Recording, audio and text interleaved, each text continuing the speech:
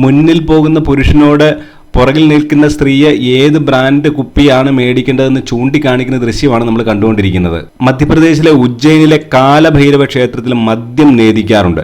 നമ്മൾ കേരളത്തിലും പല ക്ഷേത്രങ്ങളിലുമൊക്കെ മദ്യം നേദിക്കാറുണ്ടെന്നൊക്കെ നമ്മൾ കേട്ടിട്ടുണ്ടെങ്കിലും ഇതുപോലെ ഓപ്പണായിട്ട് ക്ഷേത്ര പരിസരത്ത് മദ്യം വിൽക്കുന്ന ഒരു സംഭവം നമ്മൾ കേരളത്തിലൊന്നും കണ്ടിട്ടില്ല. ഭാരതത്തിൽ കുംഭമേള നടക്കുന്ന 4 സ്ഥലങ്ങളിൽ ഒന്നായിട്ടുള്ള മധ്യപ്രദേശിലെ ഉജ്ജയിനിലെ രാംഘാട്ടിലെ പൂർണ്ണമായിട്ടുള്ള കാഴ്ചകൾ, ശ്രീകൃഷ്ണനും ബലരാമനും കുചേലനും ഒക്കെ ഗുരുകുല വിദ്യാഭ്യാസം നടത്തിയ സന്ദീപനി ആശ്രമം, കാളിദാസന് ഭദ്രകാളി ദർശനം നൽകുകയും അനുഗ്രഹം നൽകുകയും അദ്ദേഹത്തിന് വിദ്യയൊക്കെ പ്രദാനം ചെയ്യുകയും ചെയ്ത ഉജ്ജയിനിയിലെ പ്രസിദ്ധമായിട്ടുള്ള ഗതകാളിക ക്ഷേത്രം, ചൊവ്വാദോഷ നിവാരണ പൂജകൾക്കൊക്കെ പ്രസിദ്ധമായിട്ടുള്ള ഉജ്ജയിനിലെ മംഗളനാഥ ക്ഷേത്രം, അതുപോലെ തന്നെ പൗരാണിക നഗരമായ അവന്തികയിലൂടെ ഇപ്പോഴും മധ്യപ്രദേശിലെ ഉജ്ജയിനിലൂടെ ഉള്ള ഒരു തീർത്ഥയാത്രയാണ് ഇന്നത്തെ വീഡിയോയിൽ ഉൾപ്പെടുത്തിയിരിക്കുന്നത്. ഈ വീഡിയോയിൽ അവന്തികയിലെ അല്ലെങ്കിൽ ഉജ്ജയിനിയിലെ പ്രധാനപ്പെട്ട ക്ഷേത്രങ്ങളും പ്രധാനപ്പെട്ട പുണ്യസ്ഥലങ്ങളും എല്ലാം ഉൾപ്പെടുത്തിയിരിക്കുന്നു. അതുകൊണ്ട് വീഡിയോ സ്കിപ്പ് ചെയ്യാതെ എല്ലാവരും വീഡിയോ പൂർണ്ണമായിട്ട് കാണുക. എല്ലാവർക്കും ഒരിക്കൽ കൂടി വീഡിയോയിലേക്ക് സ്വാഗതം. അങ്ങനെ ഉജ്ജയിനിലെ എൻ്റെ 2ാമത്തെ ദിവസമാണ്. കഴിഞ്ഞ ദിവസം 12 ജ്യോതിർലിംഗ ക്ഷേത്രങ്ങളൊന്നായിട്ടുള്ള മഹാകാലേശ്വര ക്ഷേത്ര ദർശനമൊക്കെ കഴിഞ്ഞു. തീരെ തിരക്ക് കുറവായിരുന്നു. ചൂടൊക്കെ ആയതുകൊണ്ട് തീരെ തിരക്ക് കുറവാണ്. ക്യൂ ഒന്നും നിൽക്കേണ്ടി വന്നില്ല. ഇന്നിപ്പോഴേ ഒരു ഇ റിക്ഷയ്ക്ക് മുഴുവൻ ഉജ്ജയിനിലെ പ്രധാനപ്പെട്ട സ്ഥലങ്ങളെല്ലാം കാണിക്കാമെന്ന് പറഞ്ഞൊരു ഓട്ടോയിൽ കയറിയിരിക്കുകയാണ്. നമ്മൾ ആദ്യമായിട്ട് എത്തിയിരിക്കുന്നത് ഉജ്ജയിനിലെ പ്രസിദ്ധമായിട്ടുള്ള ശ്രീരാം ഘാട്ട് എന്ന് പറയുന്ന സ്ഥലത്താണ്. ഇവിടെയാണ് 12 വർഷത്തിൽ ഒരിക്കൽ കുംഭമേള നടക്കുന്നത്. ഭാരതത്തിൽ 4 സ്ഥലങ്ങളിലാണ് കുംഭമേള നടക്കുന്നത്. 12 വർഷങ്ങൾ ഇടവിട്ടിട്ടാണ് ഈ കുംഭമേള ഓരോ സ്ഥലങ്ങളിലായിട്ട് നടക്കുന്നത്. ഹരിദ്വാർ, പ്രയാഗ്രാജ്, നാസിക്, അതുപോലെ ഉജ്ജയിൻ. നാസിക്കിലെ വീഡിയോ നമ്മൾ കുറച്ച് മുമ്പ് നാസിക്കിലെ വീഡിയോ ചെയ്തിട്ടുണ്ടായിരുന്നു. ഇത് ക്ഷിപ്ര നദിയുടെ തീരമാണ്. ഇവിടെ ഈ പ്രത്യേക സ്ഥലത്ത് അറിയപ്പെടുന്നത് ശ്രീരാം ഘാട്ട് എന്നാണ് അറിയപ്പെടുന്നത്. ഇതുപോലെ തന്നെയായിരുന്നു നമ്മൾ നാസിക്കിലെ സ്ഥലം അറിയപ്പെട്ടുകൊണ്ടിരുന്നത്. നാസിക്കിലെ ഗോദാവരി നദിയുടെ തീരത്തുള്ള സ്ഥലം അറിയപ്പെട്ടുകൊണ്ടിരുന്നത്. അവിടെയും ശ്രീരാം ഘാട്ട് എന്നായിരുന്നു അറിയപ്പെട്ടുകൊണ്ടിരുന്നത്. ഇതും ശ്രീരാം ഘാട്ട് എന്നാണ് അറിയപ്പെടുന്നത്. ഏകദേശം നാസിക് പോലെയൊക്കെ തന്നെ നാസിക്കിനോട് ഒത്തിരി സിമിലാരിറ്റി ഉണ്ട് ഈ സ്ഥലത്തിന്. കടവുകളൊക്കെ കണ്ടു കഴിഞ്ഞാൽ ഏകദേശം ഒരുപോലെ ഒറ്റയടിക്ക് നോക്കിക്കഴിഞ്ഞാൽ നാസിക് പോലെ തന്നെയാണ് നമുക്ക് തോന്നുന്നത്. കുംഭമേള നടക്കുന്ന സമയത്തൊക്കെ ലക്ഷക്കണക്കിന് ആൾക്കാർ എത്തുന്ന സ്ഥലമാണ് ഈ ഉജ്ജയിനിലെ ഈ നമ്മൾ കണ്ടുകൊണ്ടിരിക്കുന്ന ഈ ശ്രീരാം ഘാട്ട് എന്ന് പറഞ്ഞ ഈ സ്ഥലമൊക്കെ. ആ സമയത്തൊക്കെ ഇവിടെ വന്നു കഴിഞ്ഞാൽ ഈ അടുത്ത പ്രദേശത്തോട്ട് പോലും എടുക്കാൻ പറ്റാത്ത രീതിയിലുള്ള തിരക്കുകളായിരിക്കും. പക്ഷേ ഇപ്പോഴും ഏപ്രിൽ മാസമാണ്. സാമാന്യം നല്ല രീതിയിൽ ചൂടുണ്ട്. അതുകൊണ്ടാണ് ഇവിടെ തീർത്തും ആൾക്കാരില്ലെന്ന് തന്നെ വേണമെങ്കിൽ പറയാം. പൗരാണികമായിട്ടും ഐതിഹാസികമായിട്ടൊക്കെ അനേകം പ്രത്യേകതകളുള്ള ഉജ്ജയിനി ഭാരതത്തിലെ 7 പുണ്യനഗരങ്ങളിൽ ഒന്നുകൂടിയാണ്. ഹരിദ്വാറിലെയും കാശിയിലെയും ഒക്കെ പോലെ ഇവിടെയും ഈ ക്ഷിപ്ര നദിയുടെ തീരത്ത് മനോഹരമായിട്ടുള്ള സന്ധ്യ ആരതി നമുക്ക് കാണുവാനായിട്ട് സാധിക്കും. ആരതിയുടെ ദൃശ്യങ്ങൾ ഞാൻ ഈ വീഡിയോയുടെ അവസാനം ചേർത്തിട്ടുണ്ട്. അടുത്തതായിട്ട് നമ്മൾ എത്തിയിരിക്കുന്ന ഉജ്ജയിനിലെ വളരെ പ്രസിദ്ധമായിട്ടുള്ള കാലഭൈരവ ക്ഷേത്രത്തിലാണ്. ഈ ക്ഷേത്രത്തിന് എനിക്ക് ഏറ്റവും പ്രത്യേകതയായിട്ട് തോന്നിയ ഒരു കാര്യം എന്ന് പറഞ്ഞു കഴിഞ്ഞാൽ ഇവിടെ ഈ പൂജാ സാധനങ്ങളൊക്കെ വിൽക്കുന്ന കടയോടൊപ്പം തന്നെ അനേകം മദ്യഷാപ്പുകൾ നമുക്ക് കാണുവാനായിട്ട് സാധിക്കും. ഇവിടെ അന്വേഷിച്ച് കഴിഞ്ഞപ്പോൾ മനസ്സിലാക്കാൻ സാധിച്ചത് ഇവിടെ ഭഗവാന് മദ്യം നേദിക്കാറുണ്ട് എന്നാണ് അറിയാനായിട്ട് സാധിച്ചത്. പണ്ട് കാലത്ത് ഈ തന്ത്ര ആരാധനയുടെയൊക്കെ ഭാഗമായിട്ട് മദ്യം ഉപയോഗിക്കാറുണ്ടായിരുന്നു. അപ്പോൾ അങ്ങനെ ആ പതിവ് ഇപ്പോഴും തുടർന്ന് പോരുന്നതാണെന്ന് തോന്നുന്നു. എന്തായാലും മദ്യം ഇങ്ങനെ ഓപ്പണായിട്ട് ഒരു കടയല്ല, അനേകം കടകൾ നല്ല വിദേശ ബ്രാൻഡ് മദ്യങ്ങളാണ് ഇവിടെ വിൽക്കുന്നത്. അതാണ് നേദിക്കാൻ കൊണ്ടുപോവുകയും ചെയ്യുന്നത്. എന്തായാലും ഉജ്ജയിനിലെ വളരെ പ്രധാനപ്പെട്ട ഒരു ക്ഷേത്രമാണ് കാലഭൈരവ ക്ഷേത്രം. ഇവിടെ സാമാന്യം തിരക്കുണ്ട്. സാമാന്യം വിലപ്പമുള്ള ഒരു ക്ഷേത്രമാണ്. കുറച്ചു നേരമൊക്കെ ക്യൂ നിന്ന്. ഇവിടെയും ക്യാമറയ്ക്കൊന്നും വിലക്കോ കാര്യങ്ങളോ ഒന്നുമില്ല. ഇവിടെയും താന്ത്രികമായിട്ടുള്ള ചില പ്രത്യേക ആരാധനാക്രമങ്ങളൊക്കെ ഇപ്പോഴും പിന്തുടരുന്ന ഒരു ക്ഷേത്രമാണ് ഈ കാലഭൈരവ ക്ഷേത്രം എന്നാണ് അറിയാൻ സാധിച്ചത്. ഈ ക്ഷേത്രം വളരെ പുരാതനമായിട്ടുള്ള ക്ഷേത്രമാണ്. സ്കന്ദപുരാണത്തിലെ അവന്തികാഖണ്ഡ് എന്ന് പറഞ്ഞൊരു ഭാഗമുണ്ട്. അവിടെ ഈ ക്ഷേത്രത്തിനെ കുറിച്ചുള്ള പരാമർശങ്ങളുണ്ടെന്നാണ് അറിയാനായിട്ട് സാധിച്ചത്. അടുത്തതായിട്ട് നമ്മൾ എത്തിയിരിക്കുന്നത് മംഗളനാഥ ക്ഷേത്രം എന്ന് പറഞ്ഞൊരു ക്ഷേത്രത്തിലാണ്. മംഗൾനാഥ് മന്ദിർ എന്നാണ് അറിയപ്പെടുന്നത്. നമുക്കറിയാം നമ്മുടെ ഈ പുരാണങ്ങളനുസരിച്ച് ഓരോ ഗ്രഹങ്ങളെയും പ്രതിനിധീകരിക്കുന്ന ഓരോ ദേവന്മാരുണ്ട്. അങ്ങനെ ചൊവ്വാഗ്രഹത്തിനെ പ്രതിനിധീകരിക്കുന്ന ദേവന്റെ ജന്മസ്ഥലമായിട്ടാണ് ഈ സ്ഥലം അറിയപ്പെടുന്നത്. മംഗൾനാഥ ക്ഷേത്രം സ്ഥിതി ചെയ്യുന്ന ഈ സ്ഥലം. ഇവിടെയും ക്യാമറയ്ക്കൊന്നും ഒരു വിലക്കുമില്ല. ശ്രീകോവിലിനകത്തെ ദൃശ്യങ്ങൾ എടുക്കുന്നതിന് ഒരു പ്രശ്നവുമില്ല. ചില സ്ഥലങ്ങളിൽ നമുക്ക് കോമ്പൗണ്ടിനകത്തോട്ട് പോലും ക്യാമറ കയറ്റാനായിട്ട് പറ്റുകയില്ല.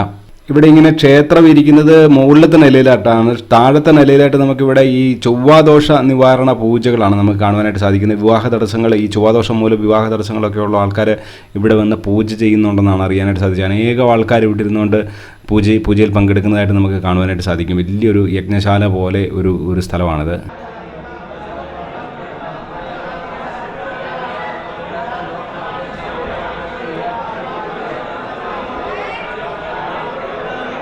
അടുത്തതായിട്ട് നമ്മൾ എത്തിയിരിക്കുന്നത് സന്ദീപനി ആശ്രമത്തിലാണ്.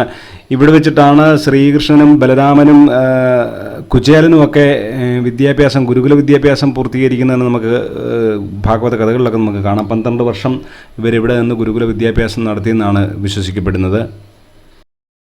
ഈ സന്ദീപനി ആശ്രമത്തിൽ നമുക്ക് ഗോമതി കുണ്ട് എന്ന് പറഞ്ഞ ചെറിയൊരു കുളം, സാമാന്യം വലുപ്പമുള്ളൊരു കുളം കാണാനായിട്ട് പറ്റും. ഇത് പറയുന്നത് ഈ ശ്രീകൃഷ്ണ ഭഗവാൻ അദ്ദേഹത്തിൻ്റെ ഗുരുവായിട്ടുള്ള ഈ സന്ദീപനി മഹർഷിക്ക് വേണ്ടി നിർമ്മിച്ചെന്ന് പറഞ്ഞാൽ അദ്ദേഹത്തിൻ്റെ ദിവ്യശക്തിയാൽ നിർമ്മിച്ചു കൊടുത്തതെന്നാണ് അറിയാനായിട്ട് സാധിക്കുന്നത്. അപ്പോൾ സന്ദീപനി മഹർഷിക്ക് കുളിക്കാനായിട്ട് ഒത്തിരി ദൂരം പോകേണ്ടത് വരുന്നതായിട്ട് കണ്ടപ്പോൾ ശ്രീകൃഷ്ണ ഭഗവാൻ ഗോമതി നദിയെ ഇവിടെ അദ്ദേഹം ഇവിടെ കൊണ്ടുവന്നതായിട്ടാണ് കഥ. അങ്ങനെയാണ് ഇത് ഗോമതി കുണ്ടെന്ന് അറിയപ്പെടുന്നത്. ഈ സന്ദീപനി ആശ്രമത്തിലെ വളരെ പ്രധാനപ്പെട്ട ഒരു ഭാഗമാണ് ഇവിടെ ഒരു ഗ്യാലറി പോലെ ഒരു സംഭവമുണ്ട്. ഇവിടെ ഈ ശ്രീകൃഷ്ണനും ബലരാമനും ഒക്കെ ഇവിടെ വിവിധ കലകൾ പഠിച്ചതിൻ്റെ ആ ഓരോ കലകൾ 64 കലകൾ ഇവിടെ വരച്ചു വെച്ചിട്ടുണ്ട്. അതിൻ്റെ ഡീറ്റെയിൽസ് എന്താണെന്നൊക്കെ എഴുതിയിട്ടുണ്ട്. നല്ല രീതിയിലുള്ള ചിത്രമാണ്. നമുക്ക് കണ്ടു കഴിഞ്ഞാൽ മനസ്സിലാകുന്ന രീതിയിൽ ഓരോ ചിത്രങ്ങളും ഓരോ കലകളും ആ ചിത്രങ്ങൾ വരച്ചിട്ട് അതെന്തിനെക്കുറിച്ചുള്ളതാണെന്ന് വിശദമായിട്ട് ഇവിടെ എഴുതി വെച്ചിട്ടുണ്ട്. 64 ബോർഡുകളായിട്ട് ഇങ്ങനെ ചിത്രങ്ങൾ വരച്ചു വെച്ചിട്ടുണ്ട്. നല്ല ചിത്രപ്പണി, നല്ല കാണാൻ ഭംഗിയുള്ള ചിത്രങ്ങളാണ്. ഓരോ കലകളും എന്താണെന്ന് അവിടെ ചെറുതായിട്ട് എഴുതിയും വെച്ചിട്ടുണ്ട്. അത് കണ്ടു കഴിഞ്ഞാൽ നമുക്ക് മനസ്സിലാവുകയും ചെയ്യും. അങ്ങനെ 64 കലകൾ ഇവിടെ സന്ദീപന മഹർഷിയുടെ അടുത്ത് നിന്ന് ശ്രീകൃഷ്ണനും ബലരാമനും ഒക്കെ പഠിച്ച 64 കലകൾ ഇവിടെ ഒരു ഗ്യാലറി പോലെ ഇവിടെ വെച്ചിട്ടുണ്ട്. അത് കണ്ട് മനസ്സിലാക്കാൻ നല്ല രസമുള്ളൊരു സംഗതിയാണ്. ഈ ഗുരുകുല വിദ്യാഭ്യാസം എന്ന് പറയുന്നത് ഒരു മനുഷ്യന് വേണ്ട സമ്പൂർണ്ണമായിട്ടുള്ള വിദ്യകൾ അവിടെ വെച്ച് പഠിപ്പിച്ചിരുന്നെന്നാണ് നമുക്ക് പുരാണങ്ങളിലൊക്കെ നമുക്ക് മനസ്സിലാക്കുവാനായിട്ട് സാധിക്കുന്നത്. ഇതിപ്പം 14 വിദ്യകൾ, മുമ്പ് നമ്മൾ കണ്ടത് 64 കലകൾ, ഇവിടെ 14 വിദ്യകൾ അഭ്യസിപ്പിച്ച സ്ഥലമായിട്ടാണ് പറയുന്നത്. ഇവിടെ ആ 14 വിദ്യകൾ എന്തെല്ലാമാണെന്ന് അതിൻ്റെയും ഒരു ചിത്രങ്ങൾ ചുവർച്ചിത്രം പോലെ മുകളിൽ ഇങ്ങനെ വരച്ചു വെച്ചിരിക്കുന്നത് കാണാം. നല്ല ഭംഗിയാണ്. ഇതും കാണാനായിട്ട് വളരെ ഭംഗിയുള്ള ഒരു മന്ദിരമാണ്. അടുത്തതായിട്ട് നമ്മൾ കാണുന്ന പ്രസിദ്ധമായിട്ടുള്ള ഒരു ഗണേശ ക്ഷേത്രമാണ്. സ്ഥിരമൻ ഗണേശ ക്ഷേത്രം എന്നാണ് ഈ ക്ഷേത്രത്തിൻ്റെ പേര്. ഇവിടെ ഗണേശ ഭഗവാന് നേദ്യമായിട്ട് സമർപ്പിക്കുന്നത് തേങ്ങായും ശർക്കരയും ആണെന്നാണ് അറിയാനായിട്ട് സാധിച്ചത്. സ്ഥിരമൻ ഗണേശ ടെമ്പിൾ, സ്ഥിരമൻ എന്ന് പേര് വരുന്നത് എനിക്ക് തോന്നുന്നത് ഇത് ഒരു സമചിത്തത എല്ലാവർക്കും കൊടുക്കുന്ന ഒരു ഭഗവാൻ എന്നുള്ള നിലയിലായിരിക്കും. അറിയത്തില്ല, ഞാനിവിടെ ഇതിനെക്കുറിച്ച് ഹിസ്റ്ററിയൊന്നും ചോദിച്ചിട്ട് ആർക്കും വലിയ കാര്യമായിട്ടൊന്നും അറിയത്തില്ല. അപ്പം വേറൊരിടത്ത് ഇതിനെക്കുറിച്ച് എന്തെങ്കിലും അറിയാവുന്ന, ഉജ്ജയിനിലൊക്കെ ഇഷ്ടംപോലെ മലയാളികളൊക്കെ താമസിക്കുന്ന സ്ഥലമാണ്. ആരെങ്കിലും ഇതിൻ്റെ ഡീറ്റെയിൽസ് എന്തെങ്കിലും അറിയാവുന്നവരുണ്ടെങ്കിൽ ഒന്ന് കമൻറ്റ് ചെയ്താൽ കൊള്ളാം. അതുപോലെ ഇവിടെ നമുക്ക് ഈ ഗോദാനം ചെയ്യാനായിട്ട് പശുക്കൾക്കൊക്കെ ഇങ്ങനെ നമ്മൾ പൈസ കൊടുത്ത് ഇങ്ങനെ പുല്ലും സാധനങ്ങളൊക്കെ മേടിച്ച് കൊടുക്കാനായിട്ടുള്ള അവസരമുണ്ട് ഇവിടെ. ഇത് ഉജ്ജയിനിലെ വളരെ പ്രസിദ്ധമായിട്ടുള്ളൊരു കാളി ക്ഷേത്രമാണ്. ഗഡ് കാളിക ക്ഷേത്രം എന്നാണ് അറിയപ്പെടുന്നത്. ഇത് കാളിദാസൻ്റെ കഥകളുമായിട്ട് വളരെ ബന്ധപ്പെട്ട് കിടക്കുന്ന ഒരു ക്ഷേത്രമാണ്. നമുക്കറിയാം, കാളിദാസൻ്റെ കഥകളിൽ കാളി ക്ഷേത്രവുമായിട്ട് ബന്ധപ്പെട്ട കഥകൾ നമ്മൾ കേട്ടിട്ടുണ്ട്. ആ കാളിദാസന് ദേവി പ്രത്യക്ഷപ്പെട്ട അനുഗ്രഹം കൊടുത്ത ക്ഷേത്രമായിട്ടാണ് ഇത് അറിയപ്പെടുന്നത്. ഇവിടെ വെച്ചിട്ടാണ് ദേവി കാളിദാസൻ്റെ മുന്നിൽ പ്രത്യക്ഷപ്പെട്ട് അനുഗ്രഹിക്കുക, അദ്ദേഹത്തിന് പല വിദ്യകളൊക്കെ പ്രദാനം ചെയ്യുകയും ചെയ്തത്. അങ്ങനെയാണ് കാളിദാസന് ലോകം അറിയപ്പെടുന്ന കവിയായിട്ട് മാറുന്നത്. ആ ക്ഷേത്രമാണ് ഇത്, ഗഡ് കാളിക ക്ഷേത്രം. അങ്ങനെ നമ്മൾ ഉജ്ജയിനിലെ കാഴ്ചകളൊക്കെ കണ്ട് നമ്മൾ വീണ്ടും ശ്രീരാം ഘാട്ടിൽ വന്നിരിക്കുകയാണ് ആരതി കാണുവാനായിട്ട്. സന്ധ്യയ്ക്ക് സൂര്യാസ്തമയത്തോടുകൂടി 6-6:45 കൂടിയിട്ടാണ് ആരതി നടക്കുന്നത്. ഇവിടെ കണ്ട തീരെ കുഞ്ഞുങ്ങൾ ഈ ആരതിക്കുള്ള പൂവൊക്കെ വിൽക്കാനായിട്ടിരിക്കുന്നത്. 5 രൂപയാണ്. തീരെ കുഞ്ഞുങ്ങൾ, ഇതിലും കുഞ്ഞുങ്ങൾ ഒക്കെ ഇരിക്കുന്നത് കാണാം പല സ്ഥലങ്ങളിൽ. ഇത് നമുക്ക് ഈ എല്ലാ സ്ഥലങ്ങളും ഇതുപോലെ പുണ്യസ്ഥലങ്ങളെല്ലാം കാണാവുന്ന ഒരു കാഴ്ചയാണ്.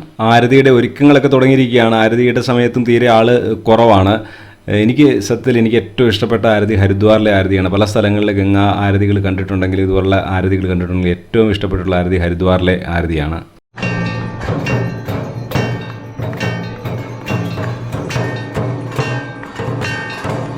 ആരതിയുടെ ചടങ്ങുകളൊക്കെ തുടങ്ങിയിരിക്കുകയാണ്. ഏകദേശം ഒരു 10-15 മിനിറ്റ് നീണ്ടു നിൽക്കുന്ന ഒരു ഫംഗ്ഷനാണ് ആരതി. അപ്പോൾ ആരതി കണ്ടവർക്ക് തുടർച്ചയായിട്ട് ആരതി മുന്നോട്ട് കാണാം. ആരതി പൂർണ്ണമായിട്ട് ഞാൻ ആരതി ഉൾപ്പെടുത്തിയിട്ടുണ്ട്. അപ്പോൾ ഈ ഉജ്ജയിനിലെ പല പുണ്യസ്ഥലങ്ങളിലൂടെയുള്ള കാഴ്ചകളും ക്ഷേത്രങ്ങളിലൂടെയൊക്കെ ഉള്ള കാഴ്ചകളുമായിട്ട് നമ്മൾ ഇന്നത്തെ വീഡിയോ ഇവിടെ അവസാനിപ്പിക്കുകയാണ്.